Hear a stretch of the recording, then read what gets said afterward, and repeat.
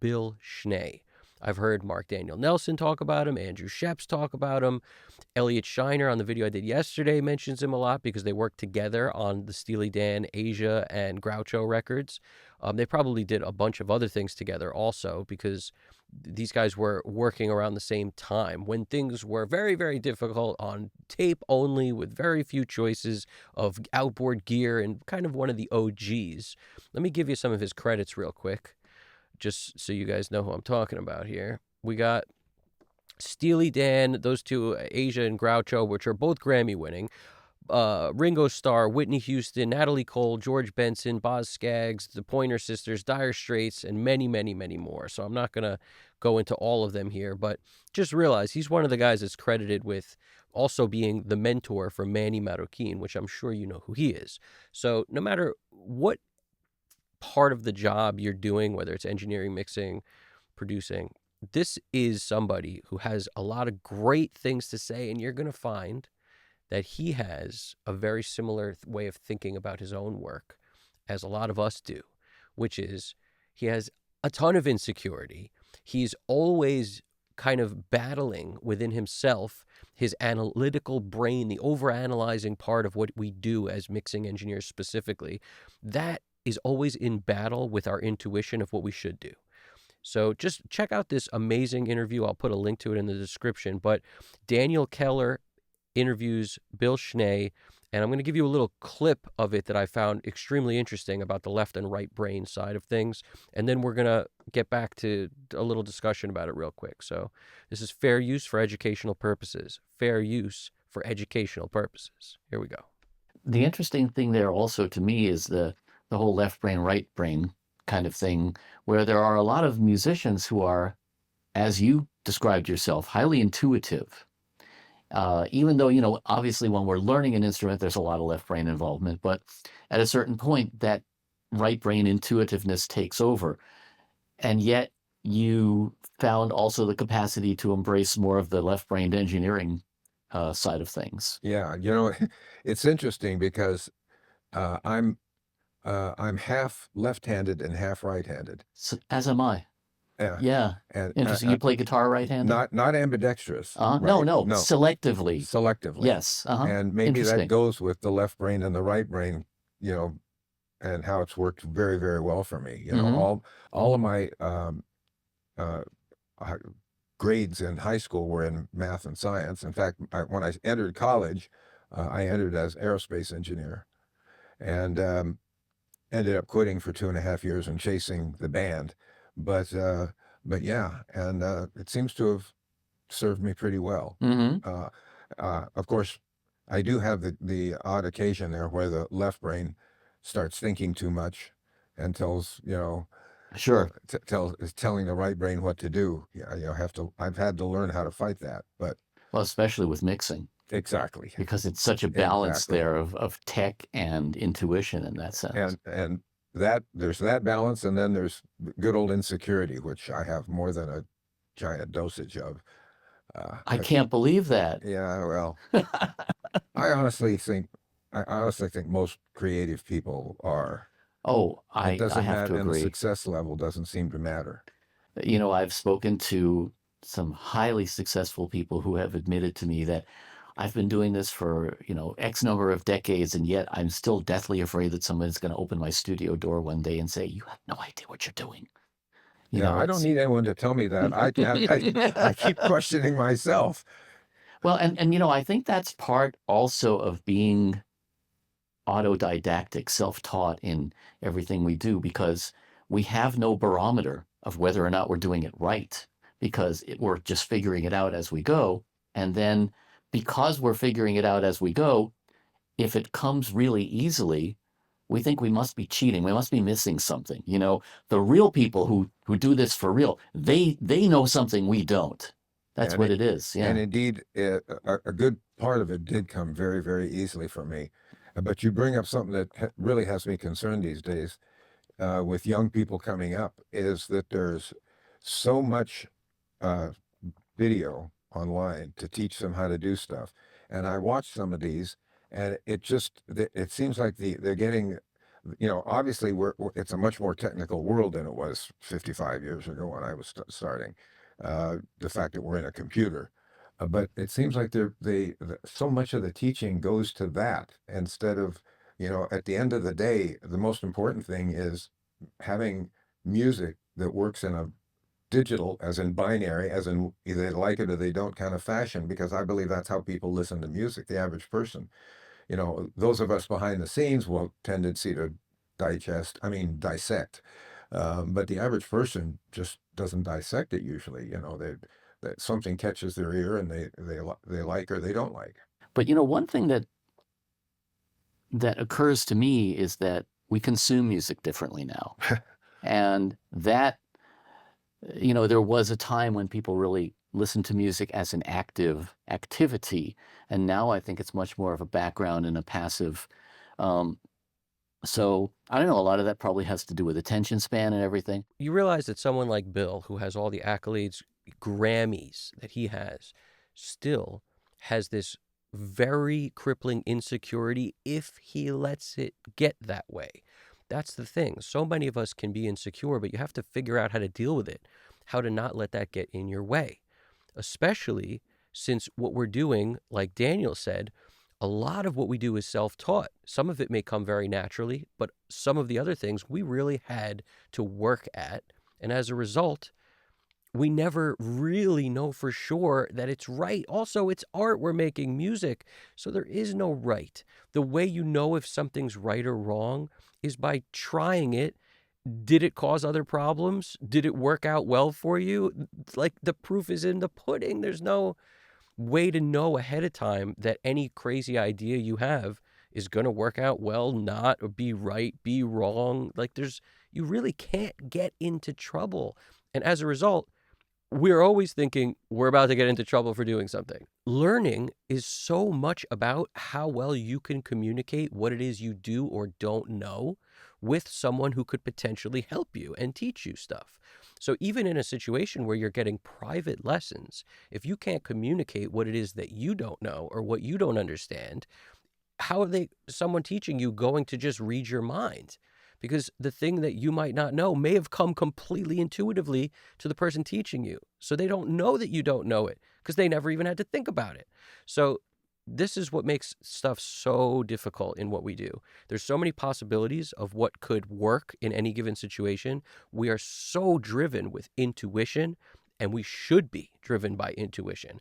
And the less our visual, like the visual element of working in the computer is so much where it's like, it's up there now, where if you couldn't see, you could barely do mixing, you could barely do anything because you don't have the ability in front of you to edit waveforms. Like, there's so many things that we rely on now with our eyes that back then you were looking at a VU meter. That's it. What else did you have? You had a VU meter to tell you something visually. The rest was all up here. It's all just kind of feeling what's going on, intuition, and when you turn the dial and you see what the number was set at, if you even looked.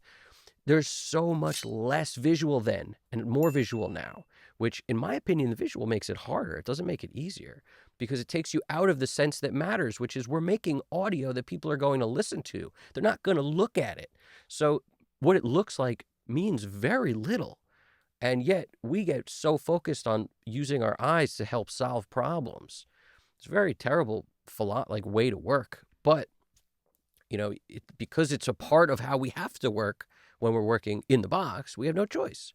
If you're working if it gets in the box at all and your recorded medium is digital, you have to use your eyes. You've got no choice.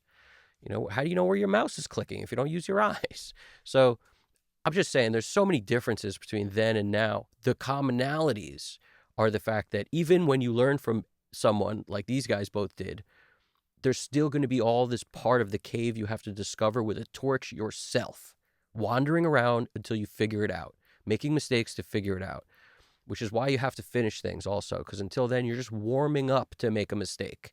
It's like you're just warming up to learn. You're not actually learning if you don't finish things, put them out, and then be able to judge your own work.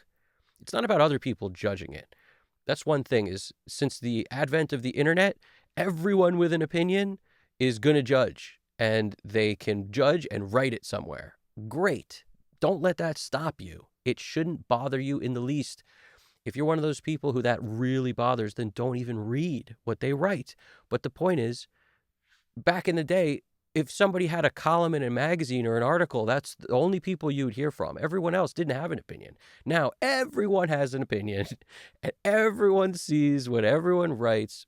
So you just got to get tougher. And that's part of what Bill was saying, where he's like, I had to figure out how to make the side of my brain that was the logical side, the overanalyzing side, not get in the way of my intuition. He had to figure out how to navigate that. And there's not one way to do it. The way to do that, in my opinion, is to put strict deadlines on yourself, to force yourself to get things done. And then you're sort of limiting how overanalyzing you're going to be on your own work. It's the only way to do it, in my opinion. Otherwise, you really waste a lot of time. Also, when it comes to somebody like, what these guys said that I loved so much also, this interview's getting in the description if you want to watch the whole thing. It's great.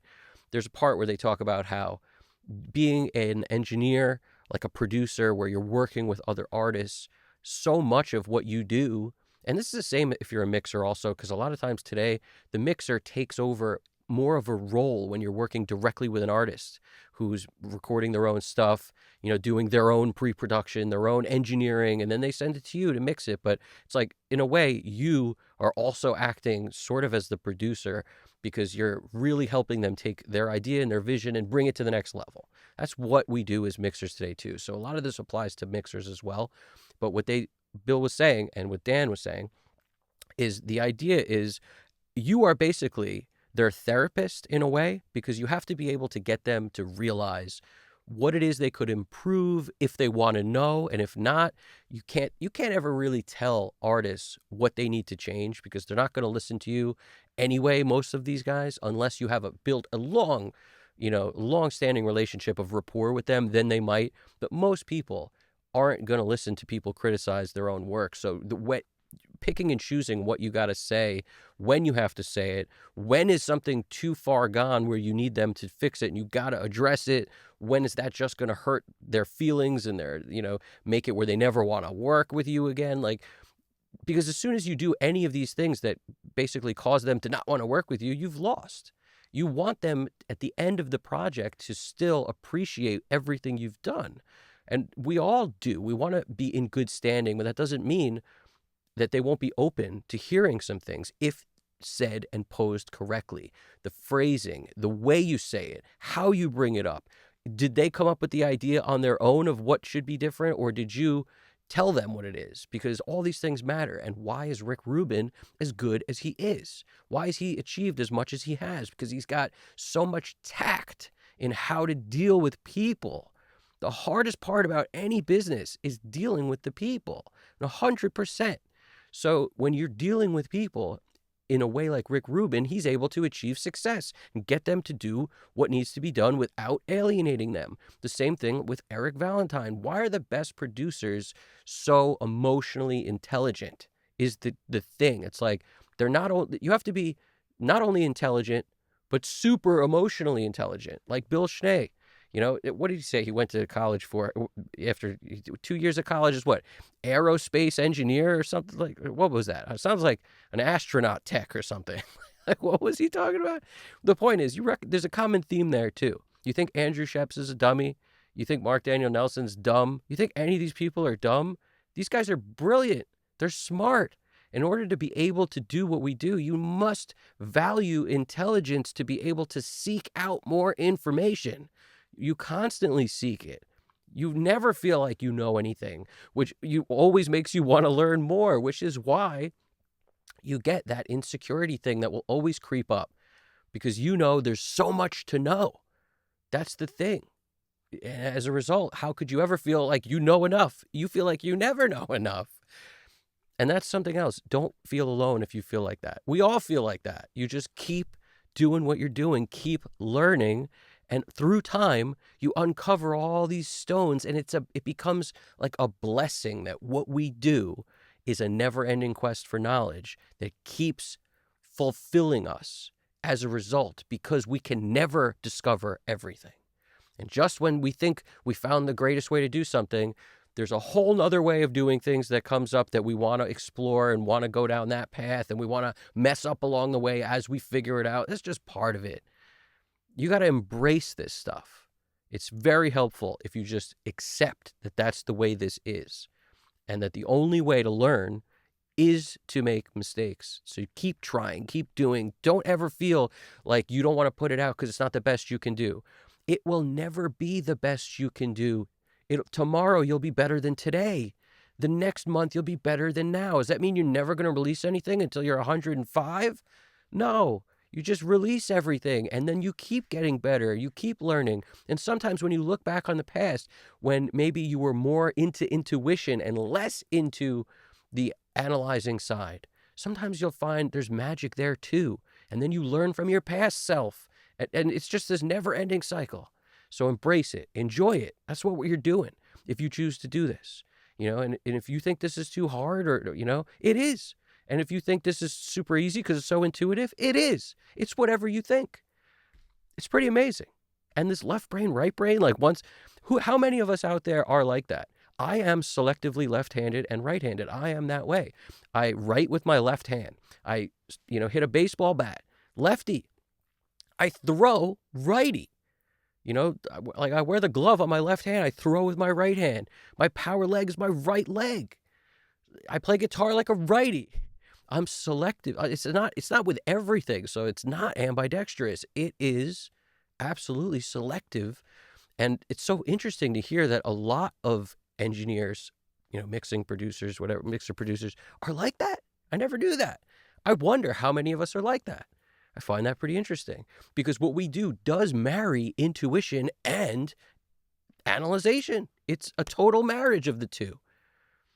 So going back to one other thing before I get out of here, that thing about we're therapists, we're not only therapists for the artists to kind of get them to realize their own vision and how great it could be, and lead them down a path of improving. We're also midwives, these guys said. We facilitate the birth of their art. How cool is that? We do so many things, and as a result, we have to be emotionally aware enough to be able to do all those things the way we can get the best results. So there's so much to this.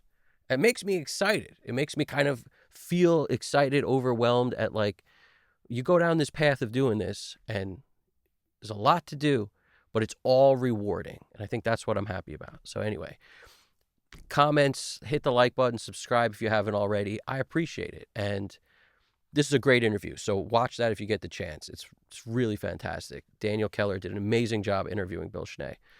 So talk to you guys soon. Evan Jaffe, Custom Cut Studios. You guys got this. Take it easy.